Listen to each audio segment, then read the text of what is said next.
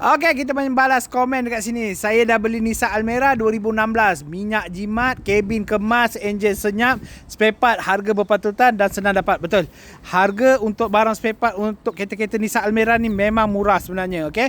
Kau nak cari baru pun boleh, kau nak cari half cut pun boleh, kau nak cari recon pun boleh, kau nak cari dekat dia punya OEM pun ada juga. So, barang spare part untuk Nissan Almera ni bersepah dan harga dia sangat reliable. Dari kalau korang yang mana nak berkahwin, nak ada keluarga, saya lebih cadangkan korang ambil kereta-kereta yang macam ni daripada korang ambil Myvi ataupun kereta-kereta Azia. Sebab apa? Kereta yang macam ni kau boleh pakai long term. Boleh pakai untuk keluarga jalan jauh juga, okay? Minyak pun jimat. Yang paling penting bulanan dia murah guys.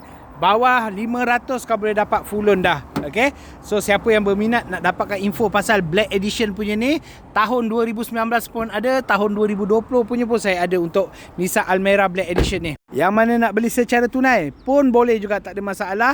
Isi sahaja form biru dekat bawah, masuk ke ataupun masuk ke dalam profile, ada link dekat situ. Wasabi dengan saya. Saya jamin korang boleh sangat-sangat puas hati kalau korang pakai Nissan Almera ni. Sebab apa? Bonnet dia besar, dalam dia luas, kabin dia pun senyap. Yang paling penting juga minyak jimat. Okay? So sesuai untuk kereta keluarga.